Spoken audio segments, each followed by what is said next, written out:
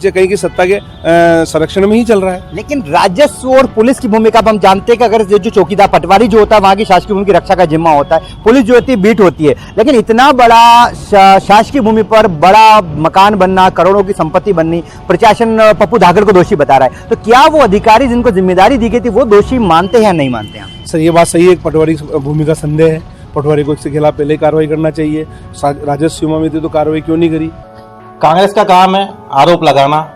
कांग्रेस के 15 महीनों के कार्यकाल में जिन लोगों ने माफिया राज पैदा किया, माफियाओं को जिंदा रखा, चाहे वो रेत माफिया हो, चाहे दूसरे प्रकार के माफिया हो, चाहे अवैध काम करने वाले, सभी जितने भी गठजोड़ होते हैं वो कांग्रेसियों के होते हैं। भारतीय जनता पार्टी का इस प्रकार के माफियाओं से कोई लेना देना नहीं होता। रेती का मामला भी चल रहा है, रेत को लेकर भी देखा जा रहा है कि रेत माफिया को लेकर लगातार मीडिया में सुर्खियां बटोर रहे हैं। पहले भी नीमच विधानसभा चूंकि अभी चुनाव लड़े तो यहाँ का मामला, एक तहसीलदार का नाम भी आता ऑडियो के अंदर सेटिंग के मामले में, फिर भी कार्रवाई नहीं होती। प्रभारी मंत्री कार्रवाई की बात करी, कांग्रेस किस नजर से देखती है? ऑर्डर हो चुके हैं, उनमें आज दिन तक रास्ता नहीं खोला और एक तरफ जो उनके जिन लोगों के खिलाफ कार्रवाई करना होती है वो 2 दिन में कार्रवाई कर देते हैं। ऐसा क्यों? और पटवारी से रिपोर्ट ये नहीं है कि उम्र की बात छोड़ो, आप पूरे जिले में ऐसे पटवारी हैं जो केवल उनके स्वार्थ के लिए काम करते हैं और उनकी सत्ता के लिए काम करते हैं। लेकिन पटवारी प्रतिवेदन में दोषी पाया जाता है, तहसीलदार का जवाब आता है, एसडीएम लिखती है पटवारी ने जानकारी छुपाई।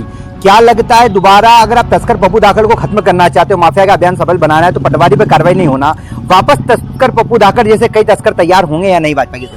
नमस्कार नीमच, आप देख रहे हैं प्रदेश हलचल में हूं आपके साथ महेश जैन। सीएम शिवराज सिंह चौहान का मध्य प्रदेश में माफियाओं के खिलाफ अभियान चलाया जा रहा है। मामा शिवराज का जो बुलडोजर है जावद विधानसभा में जाकर माफियाओं के खिलाफ कार्रवाई कर रहा है। इसको लेकर देखा जा रहा है कि आखिर तस्कर पप्पू धाकड़ के अवैध साम्राज्य का जिम्मेदार कौन है। इसको लेकर हमारे साथ में जावद विधानसभा के सक्रिय नेता, कांग्रेस नेता सत्यनारायण जी पाटीदार में से बात करेंगे। आखिर इतना बड़ा साम्राज्य फला फूला, उसका असली दोषी कौन है? सबसे पहले सत्यनारायण जी जानना चाहूंगा, कांग्रेस क्या सोचती है जिस प्रकार का अभियान चलाया जा रहा है अभी मंत्री जी के क्षेत्र में, मामा शिवराज का बुलडोजर लगातार कार्रवाई कर रहा है, किस नजरिए से कांग्रेस देखती है इस कार्रवाई को? सर जो 200 में जो कार्रवाई की जा रही है, आदरणीय वहाँ के हमारे विधायक हैं ओम प्रकाश जी सकलेचा साहब, वहाँ वर्तमान मंत्री भी हैं, केवल जो कार्रवाई करते हैं केवल उन्हीं लोगों के खिलाफ कार्रवाई करते हैं जो असली जो लोग हैं, वहाँ के जो माफिया हैं, जो तस्कर हैं, उनके खिलाफ आज दिन तक कोई कार्रवाई नहीं करते हैं। केवल छोटे छोटे लोगों को पकड़कर उनके खिलाफ कार्रवाई करने के लिए हमेशा तत्पर रहते हैं। और जो ऐसे माफिया हैं,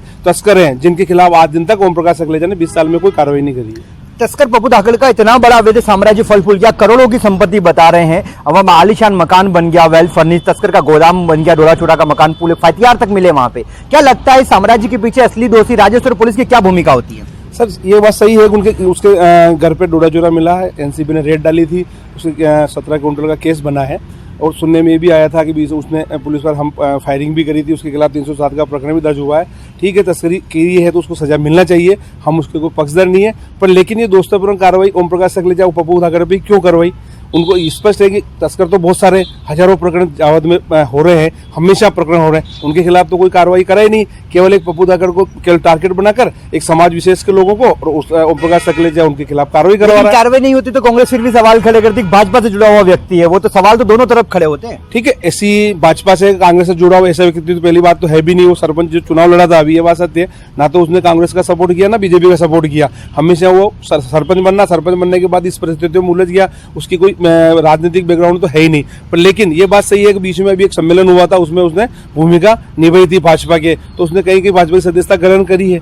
तो सदस्यता करने इतना बड़ा कारोबार चल रहा है तो इसके नीचे कहीं की सत्ता के संरक्षण में ही चल रहा है। लेकिन राजस्व और पुलिस की भूमिका अब हम जानते हैं कि अगर जो चौकीदार पटवारी जो होता है वहां की शासकीय भूमि की रक्षा का जिम्मा होता है, पुलिस जो होती है बीट होती है। लेकिन इतना बड़ा शासकीय भूमि पर बड़ा मकान बनना, करोड़ों की संपत्ति बननी, प्रशासन पप्पू धाकड़ को दोषी बता रहा है। तो क्या वो अधिकारी जिनको जिम्मेदारी दी गई थी वो दोषी मानते हैं या नहीं मानते हैं? सर ये बात सही है, पटवारी भूमि का संदेह है, पटवारी को इसके खिलाफ पहले कार्रवाई करना चाहिए।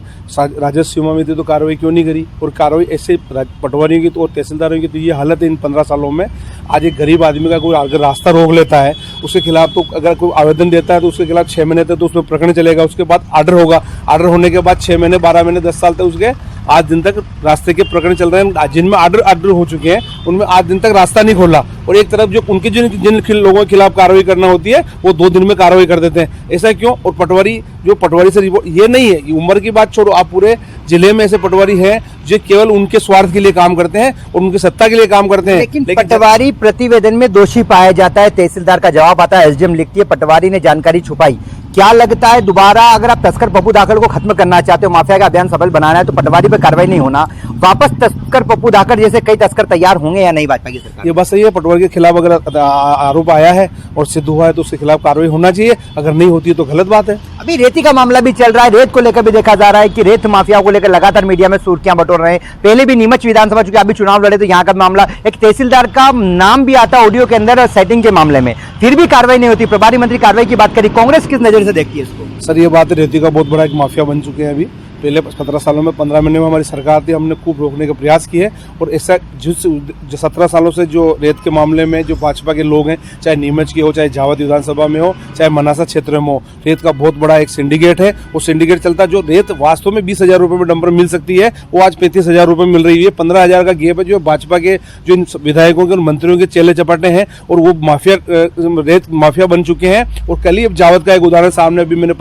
नई दुनिया में पढ़ा है कि ऐसी स्थिति है कि जो माइनिंग वाले उनको पकड़ने गए थे, पकड़ने के बाद वो डंपर भाग गया था, भागने के बाद रेत रोड पे खाली कर गया। मतलब ये कंडीशन है कि माइनिंग वाले नहीं पहुंचे, उसके 10 मिनट पहले वहां के कुछ झावत के जो माफिया हैं और भाजपा से जुड़े हुए हैं, उन लोगों ने 10 मिनट में उस रेत भरकर अपने ठिकाने लगा दी। अभी सचिन गोकरू भाजपा नेता जो है उन्होंने आरोप लगाए बड़े गंभीर कि 15 माह की सरकार में कांग्रेस ने माफिया पैदा, रेत माफिया हो, तस्कर माफिया हो, कांग्रेस ने तैयार करे। क्या कहेंगे इसको लेकर? सर ये 15 महीनों में जो हमने शुद्ध युद्ध के लिए 15 महीनों में जो काम किया, नीमच जेल का इतिहास उठा के देखेंगे, इन्हें 15 सालों में नहीं कर पाए जो 15 महीनों में हमने किया।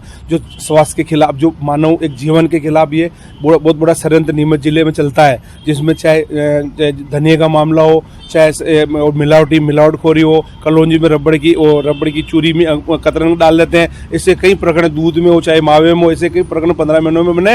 इन्हें 15 सालों में कोई हिम्मत नहीं करी। यही प्रशासन है और ये सरकार है और यही मंत्री है, उनने आज दिन तक कभी ऐसा सोचा नहीं, क्योंकि जो भी आज नीमच में कारोबार चल रहा है जो मिलावटखोर होगा वो भाजपा के संरक्षण में चल रहा है, और ये हर व्यक्ति जानता है कि भाजपा के संरक्षण में चल रहा है, और वो भाजपा के लोग हैं। और मिलावटखोर इतने जो मानव के साथ खिलवाड़ करते हैं वो सब भाजपा के लोग हैं, हमारा खुला आरोप है। और ये हमने जो 15 महीने में रोकने का प्रयास किया था, और आदरणीय कमलनाथ जी ने बहुत बड़ा अभियान चलाकर रोका, जिसमें हजारों प्रकरण नीमच जिला एडीएम कोर्ट में चले हैं, उनमें कई लोगों के खिलाफ आरोप तय हुए हैं, और रासोगा तक की हमने कार्रवाई करी। 17 महीनों में एक भी रासोगी, 17 सालों में एक भी रासोगी कार्रवाई नहीं। झावत विधानसभा से आपने आरोप लगाए कि ये लोग जो हैं खाली व्यक्तिगत रूप से छोटे लोगों को टारगेट कर रहे हैं, बड़े बड़े माफिया हैं। तो कांग्रेस किस भूमिका में है, विपक्ष की भूमिका में क्यों नहीं आ रही है कांग्रेस? क्यों इन मुद्दों को, विधानसभा चुनाव भी आ रहे हैं, क्या लगता है ऐसे में जनता आपके साथ क्यों आएगी? जनता की लड़ाई कौन लड़ेगा? नहीं, हम जनता की लड़ाई हमेशा लड़ रहे हैं, इन माफियाओं के खिलाफ भी लड़ेंगे, हमने पहले भी लड़ी और भी लड़ेंगे। और दूसरी बात ये जो ओम प्रकाश सकलेचा जिस तरीके से झावत क्षेत्र की जनता के साथ, चाहे छोटे किसान हो, उनकी जमीनें हड़पना, इनने बड़े बड़े माफिया, एक नीमच एक उद्योग विभाग की कमेटी बनाई है, उसमें 5 लोग, एक नाटा एंड कंपनी कोई सुन नाटा जी है और दूसरे लोग भी हैं, जो आज केशरपुरा में जमीन हड़पी, सगराना में, और पूरे कम से कम 10,000 बीघा जमीन किसानों की इनने आवंटन करा दी। उद्योग के नाम पर 0 है, पर लेकिन जनता इनको मुंह तोड़ जवाब देगी, और हम किसानों के साथ खड़े। जब तक ये ऐसे खेल चलते रहेंगे हम इनका हमेशा विरोध करते रहेंगे। ये थे हमारे साथ में कांग्रेस नेता सत्यनारायण पाटील, जिन्होंने किस तरीके से नीमच जिले के झावत विधानसभा में जो माफियाओं के खिलाफ चलाए जा अभियान को लेकर जो राजनीति गरमा रही है, दोषी अधिकारियों पर कार्रवाई के लोग सवाल खड़े हो रहे हैं, इसको लेकर पूरी तरीके से भाजपा को ऐसे माफियाओं को संरक्षण देने के आरोप लगाए। हालांकि देखना होगा आगामी दिनों में क्या दोषी अधिकारियों पर कार्रवाई होगी, ताकि पप्पू धाकड़ जैसा तस्कर दोबारा तैयार न हो, या फिर क्या तस्वीरें देखने को मिलती हैं।